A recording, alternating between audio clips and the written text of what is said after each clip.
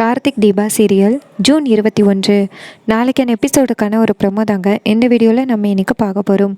Episode start பண்ணுறதுக்கு முன்னாடி இந்த வீடியோவை மறக்காமல் லைக் பண்ணிக்கோங்க. உங்களுடைய ஒவ்வொரு லைக்ஸும் அடுத்த வீடியோ போடுறதுக்கு எனக்கு கொஞ்சம் என்கரேஜிங்காக இருக்கும். எபிசோட் எப்படி ஸ்டார்ட் ஆகுதுன்னா பார்த்துக்கோங்க. நம்ம ஐஸ்வர்யா வந்துட்டு செம்ம பயத்தில் நிற்கிறாங்க. அப்போ போலீஸ் வந்துட்டு நேராக லிஃப்ட்டில் ஏற போகிறாங்க. அப்போ போலீஸ் வந்துட்டு நேராக ஐஸ்வர்யாவை பார்க்குறாங்க. ஐஸ்வர்யா பதட்டமாக நிற்கிறத போலீஸ் நோட் பண்ணுறாங்க.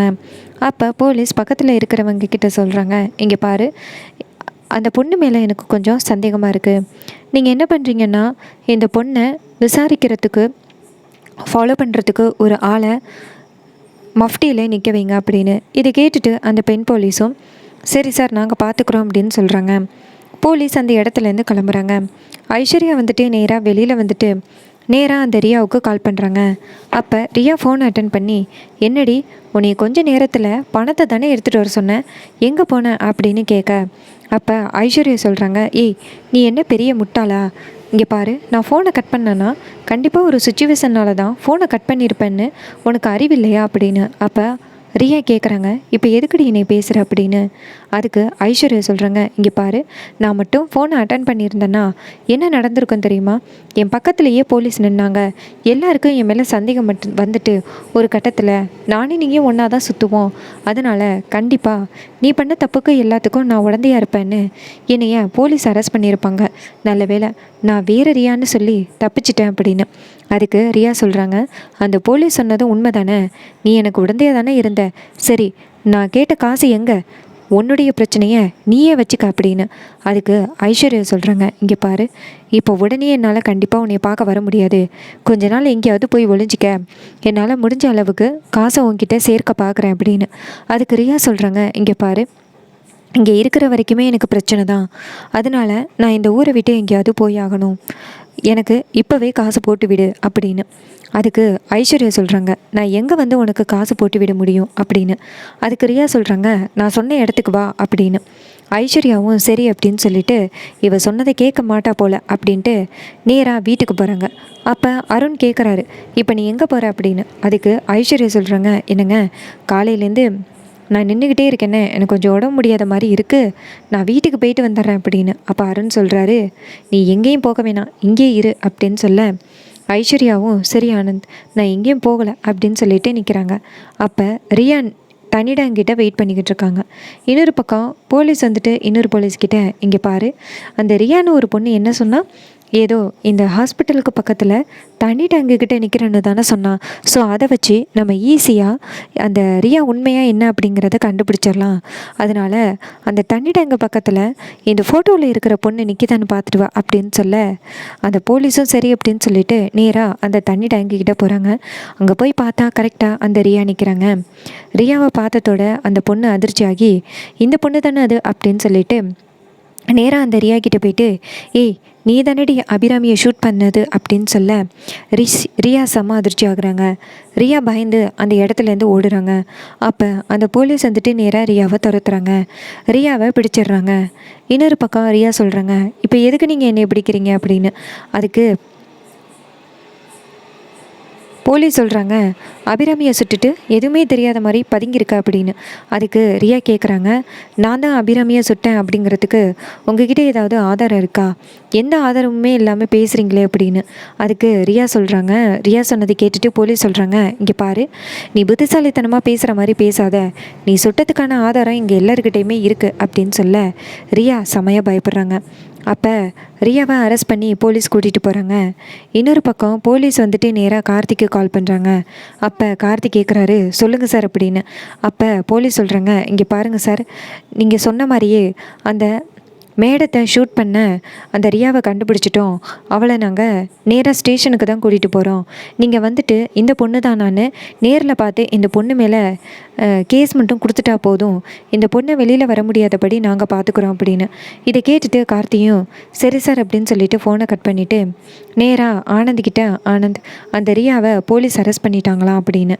இதை கேட்டுட்டு ஆனந்தும் ரொம்ப நல்லது, அவள் நல்ல வேளை தப்பிச்சு போயிடுவான்னு நினச்சேன், அவளை போலீஸ் அரெஸ்ட் பண்ணிட்டாங்க அப்படின்னு.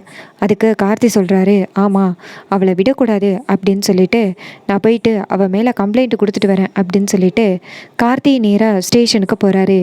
இன்னொரு பக்கம் டாக்டர் வெளியில் வராங்க. வெளியில் வந்துட்டு, இங்கே பாருங்கள், மேடத்துக்கு இன்னும் கொஞ்ச நேரத்தில் ஆப்ரேஷனை ஸ்டார்ட் பண்ணிடுவோம், நீங்கள் எல்லோரும் வந்துட்டு மேடத்தை ஒரு தடவை பார்த்துட்டு போயிருங்க அப்படின்னு.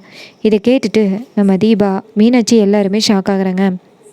அப்போ டாக்டர் கேட்குறாரு, எங்கே கார்த்தி தம்பி அப்படின்னு. அப்போ தீபா சொல்கிறாங்க, கார்த்திக் சார் ஒரு முக்கியமான வேலையாக வெளியில் போயிருக்காரு, வரத்துக்கு கொஞ்சம் நேரம் ஆகும் அப்படின்னு. அப்போ டாக்டர் சொல்கிறாங்க, என்ன மேடம் இப்படி சொல்கிறீங்க, ஆப்ரேஷன் நடக்க போகுது, இந்த நேரத்தில் அவர் எங்கே போனார் அப்படின்னு. அப்போ தீபா சொல்கிறாங்க, சார் அத்தையை ஷூட் பண்ண ஒருத்தியை தான் கம்ப்ளைண்ட் பண்ணுறதுக்காக ஸ்டேஷனுக்கு போயிருக்காரு அப்படின்னு.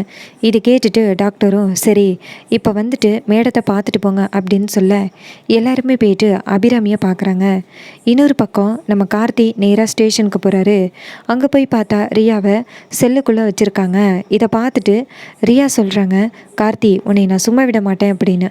அப்போ போலீஸ் சொல்கிறாரு, எனக்கு முன்னாடியே சாரை மிரட்டுறியா, இங்கே பாரு, நீ காலம் ஃபுல்லாக வெளியிலே வர முடியாதபடி உன் மேலே கேஸு போடுறோம் இருடி அப்படின்னு. அப்போ ரியா சொல்கிறாங்க, கார்த்தி நான் வெளியில் மட்டும் ரிலீஸ் ஆகி வந்தேன்னா உன் குடும்பத்தையே ஒன்றும் இல்லாமல் பண்ணிடுவேன் அப்படின்னு. அப்போ கார்த்தி சொல்கிறாரு, சார் இவன் மேலே சிவியரான ஆக்ஷன் எடுங்க, எங்கள் அம்மாவையே ஷூட் பண்ணியிருக்கா அப்படின்னு. இதை கேட்டுட்டு போலீஸும், சார் நீங்கள் ஒரு கம்ப்ளைண்ட் மட்டும் எழுதி கொடுத்துட்டு போங்க, இவளை நாங்கள் விடவே மாட்டோம் அப்படின்னு. இன்னொரு பக்கம் ரியா சரியான கோவப்படுறாங்க. இன்னொரு பக்கம் ரியா சொல்கிறாங்க, கார்த்தி நீ என்னைய இந்த ஜெயிலுக்குள்ளே போட்டாலும் எந்த பிரச்சனையும் இல்லை, ஏன்னா நான் நினச்ச மாதிரி உன் குடும்பத்தில் உள்ளவங்க ஒருத்தலை ஷூட் பண்ணிட்டேன், இனிமேல் உன் குடும்பத்தில் நிம்மதியே இருக்காதுடா அப்படின்ட்டு ரியா பேசுகிறாங்க. அப்போ கார்த்தி சொல்கிறாரு, எங்கள் அம்மாவுக்கு மட்டும் ஏதாவது ஆகட்டும், உனக்கு இருக்குடி அப்படின்னு சொல்லிட்டு கார்த்தி அந்த இடத்துலேருந்து கிளம்புறாரு. இன்னொரு பக்கம் நம்ம தீபா எல்லாருமே போயிட்டு அபிராமியை பார்க்குறாங்க. அபிராமி மயக்கத்தில் இருக்காங்க. அப்போ அருணாச்சலம் சொல்கிறாரு, நாச்சியா உனக்கு இப்படி ஒரு நிலைமையா, உன்னை இந்த நிலைமையில் பார்க்குறதுக்கே எனக்கு ரொம்ப கஷ்டமாக இருக்குது அப்படின்னு சொல்லிட்டு அருணாச்சலம் அழுகிறாரு. அப்போ தீபா சொல்கிறாங்க, மாமா கவலைப்படாதீங்க, எதுவும் அத்தைக்கு ஆகாது அப்படின்னு. அப்போ நம்ம மீனாட்சி சொல்கிறாங்க, அத்தை என்னால் உங்களுக்கு இப்படி ஒரு நிலைமையா, என் வாழ்க்கையை காப்பாற்றணும்னு இப்படி நீங்கள் வந்துட்டு இடையில நின்றுட்டிங்களே அப்படின்னு மீனாட்சி அழுகிறாங்க. அந்த நேரம் தீபா சொல்கிறாங்க, அக்கா அழாதீங்க, அத்தை கண்டிப்பாக வந்துட்டு நல்லபடியாக வந்துடுவாங்க அப்படின்னு. அப்போ ஐஸ்வர்யா சொல்கிறாங்க, நிறுத்திடி, இது எல்லாத்துக்குமே காரணம் நீ தான், நீ மட்டும் இந்த வீட்டுக்கு மருமகளாக வராமல் இருந்திருந்தா இந்த பிரச்சனை நடந்திருக்குமா அப்படின்னு. அப்போ தீபா கேட்குறாங்க, என்னக்கா சொல்கிறீங்க அப்படின்னு. அதுக்கு ஐஸ்வர்யா சொல்கிறாங்க, உன் ஜாதகத்தில் ஏதோ தோஷம் இருக்கான், அதனால் தாயும் மகனும் பிரிகிறதுக்கு வாய்ப்பு இருக்குது அப்படின்னு அத்தை உன்கிட்ட சொன்னாங்கல்ல, அதனால தானே அத்தை உன்னைய கோயிலில் விளக்கப்பட சொன்னாங்க அப்படின்னு. இதை கேட்டுட்டு நம்ம தீபா சொல்கிறாங்க, ஆமாம் நீங்கள் சொன்னதும் சரிதான், நான் இந்த வீட்டில் மருமகளாக இருக்கிற வரைக்கும் பிரச்சனை தான், அதனால் நான் வந்துட்டு அத்தையோட மருமகளாக இனிமேல் இருக்க மாட்டேன் அப்படின்னு கழுத்தில் கிடக்கிற செயினை அப்படியே கயிற்றுறாங்க. அதுவும் தாலி செயினை கயிற்றுறாங்க. இதை பார்த்துட்டு அங்கே உள்ளவங்க எல்லாருமே அதிர்ச்சி ஆகுறாங்க. நம்ம தீபா தாலி செயினை கயிட்டி அபிராமியோட காலில் வைக்கிறாங்க. வச்சுட்டு, அத்தை நீங்கள் மறுபடியும் திரும்பி வந்து இந்த தாலியை உங்கள் கையால் கொடுத்து கார்த்திக் கையில் கொடுத்து, கார்த்திக் சார் என்றைக்கு என் கழுத்தில் தாலி கட்டுறாரோ அன்றைக்கி தான் இந்த தாலி என் கழுத்தில் ஏறும், அது வரைக்கும் இந்த தாலி என் கழுத்தில் ஏறாதத அப்படின்னு சொல்லிட்டு அந்த தாலியை வைக்கிறாங்க. இதை பார்த்துட்டு மீனாட்சி சொல்கிறாங்க, தீபா அவசரப்பட்டு முடிவு பண்ணாத அப்படின்னு. அப்போ தீபா சொல்கிறாங்க, அத்தை வந்துட்டு எப்போ கிளம்புறாங்களோ அப்போ தான் எனக்கு கார்த்திக் சாரோட சேர்ந்து கல்யாணம் நடக்கும், கார்த்திக் சாரை காப்பாற்ற போய் தான் அத்தைக்கு எப்படி ஒரு நிலமை, அதுவும் என் தாலியை காப்பாற்ற போய் தான் அத்தைக்கு எப்படி ஒரு நிலமை, அதனால நான் என் தாலியை கைட்டி வைக்கிறேன் அப்படின்னு தீபா தாலியை கைட்டி வைக்கிறாங்க. இதை பார்த்துட்டு அங்கே உள்ளவங்க எல்லாருமே அதிர்ச்சி ஆகுறாங்க.